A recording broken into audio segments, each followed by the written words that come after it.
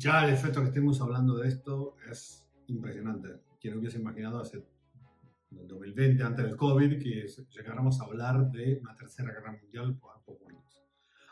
En los últimos 2 años han pasado cosas, en 2022 en realidad, han pasado cosas que no parecían nunca posible.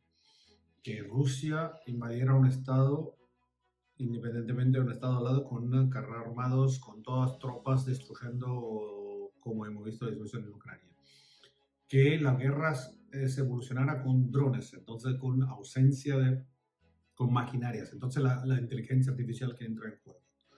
Vimos la primera vez es que Irán ataca a Israel. No lo hemos visto nunca una cosa como esta. Hemos visto a Hamas que invade Israel.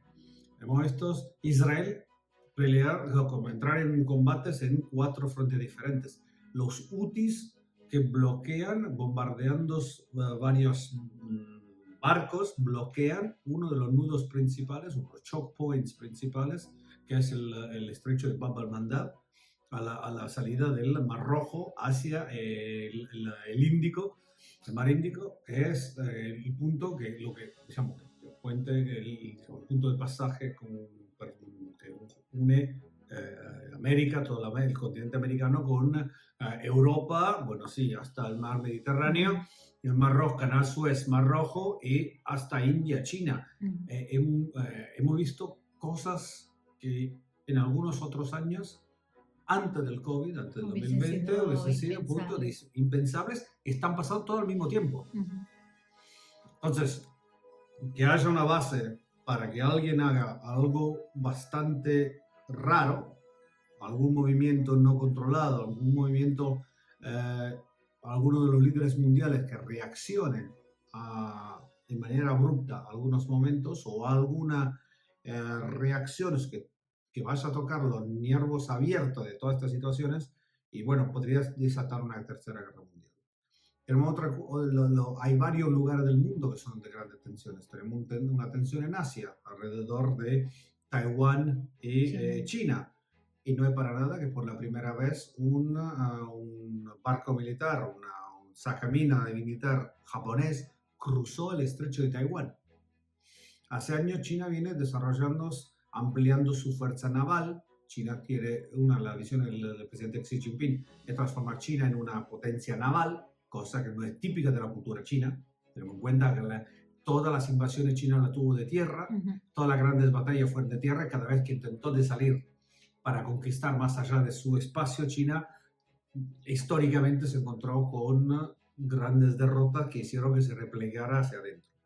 Hoy, por ejemplo, a nivel numérico, la flota china militar, de la Marina Militar China, es más amplia de la de Estados Unidos. A nivel de tecnología, todavía no. Particularmente la gran diferencia está en los submarinos. Submarinos nucleares contra submarinos diéseles y sobre todo la capacidad y el conocimiento de diferentes estrategias. Ten en cuenta que una de las fortalezas de Estados Unidos en este momento es también la presencia de varios aliados. Tenemos una OTAN que se sigue ampliando. La consecuencia del ataque de Putin en Ucrania hizo que múltiples países que nunca habían adherido a la OTAN entraran a ser parte de la OTAN. Pensamos Finlandia y Suecia.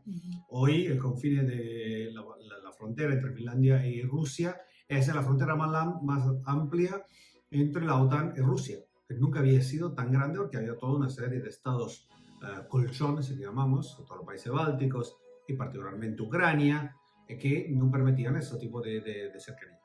Otra cosa impresionante es todo el flujo de los migrantes. El flujo de migrantes que viene de África hacia Europa principalmente, pero también desde los países latinos hacia Estados Unidos, está desestabilizando muchas de las sociedades por adentro. Entonces hay muchísimas tensiones que sumada hace que cualquier pequeño error hoy puede llevar a esto a desatar una guerra mundial.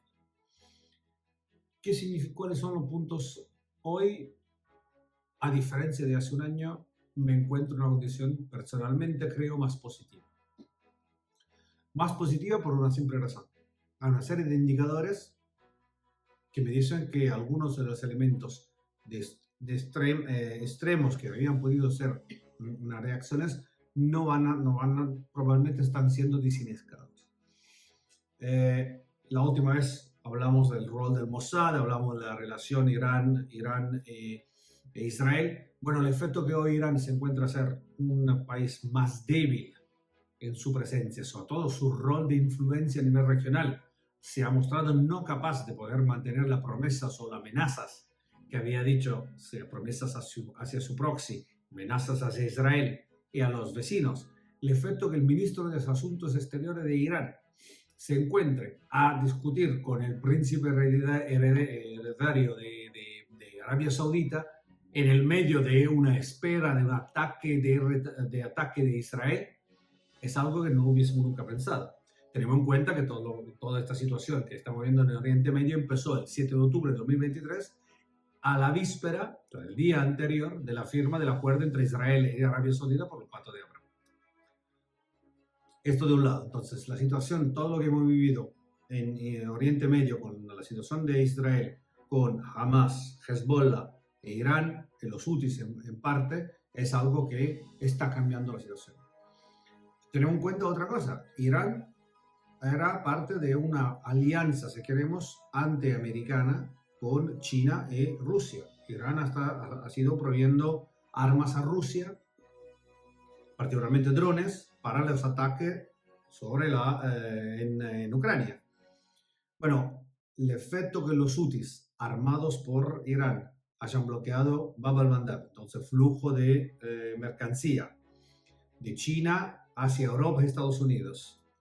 Otro lado, que el riesgo, estos ataques de Irán hayan posiblemente provocando la reacción de Israel, e Israel podría atacar la terminal principal de petróleo iraní, la isla de Krak, que de dónde sale, donde se colecta el 90% del petróleo iraní, todo ese petróleo sale hacia China, porque es el único cliente fundamentalmente de Irán, que eso significaría un 15% de la necesidad de petróleo que China tiene que ir a encontrar en otro lado, es un tema enorme donde China no sabe, a este punto dice, ¿cómo hago para apoyar a Irán?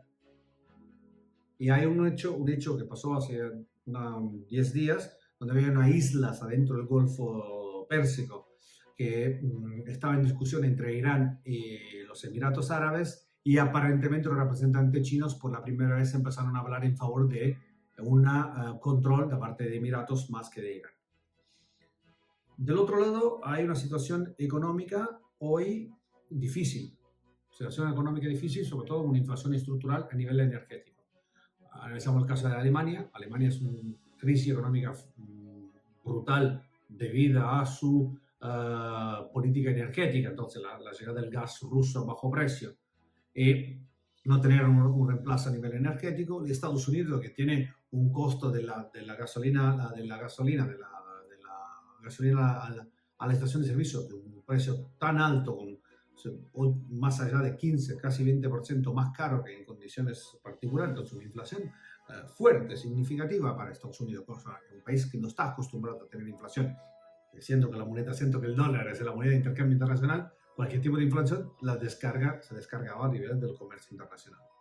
Bueno, cuando llega esta ola de inflación, tener la posibilidad de tener un Estado como Irán de vuelta en el contexto internacional que puede exportar petróleo tendría un efecto benéfico a nivel inflacionístico inmediato. Entonces, ¿qué puede pasar? Puede pasar que alguien se equivoque, una reacción instintiva en un momento, y se vaya todos contra todos. El disparate puede pasar en Latinoamérica, puede pasar en Taiwán, en Asia, puede pasar en Ucrania, Rusia, con el confine, particularmente el Suwalki Pass, que es la zona de esos 20 kilómetros que están entre la exclave de Kaliningrad y Bielorrusia, entonces que es prácticamente del otro lado, con la frontera entre Polonia y Lituania. O puede pasar en Oriente Medio. Entonces, hay varios puntos donde se puede desatar la guerra mundial. La riqueza de un país obviamente no interesa una guerra, les interesa una estabilidad para que la economía se siga desarrollando. Es un punto fundamental esta pregunta, porque es una riqueza, una es una riqueza de largo plazo, otra es un cambio abrupto de la industria. Tenemos en cuenta que con la Segunda Guerra Mundial muchísima innovación llegó a la Segunda Guerra Mundial. los estados, los países fueron destruidos, pero la aceleración de una guerra hizo que se pusiera en movimiento mucha plata y se desarrollaron muchas tecnologías. Esto es uno de los indicadores para mí que me pone más duda sobre el efecto que puede desatar una guerra. El efecto que hoy el flujo de plata a nivel internacional no es tan alto. No hay países en crecimiento y entonces los detentores de grandes fortunas que quieren tener un retorno sobre su propia plata necesitan poder invertir en algo que crezca. Y entonces, en caso de una victoria de uno de los dos, pues se puede ir a una guerra que entonces necesita un gasto rapidísimo, entonces tasa de interés muy alta, inflación muy alta, todos gastos donde grandes fortunas pueden hacer un retorno rápido sobre su propia plata. O, del otro lado, abertura en nuevos comercios para un crecimiento global. Y hay una serie de indicadores que me hacen confiar que una solución de paz sea posible. Pero todavía estamos en un punto tan... Es como caminar efectivamente, como decíamos, sobre la lama de una afeitadora, que cualquier movimiento mal hecho nos corta.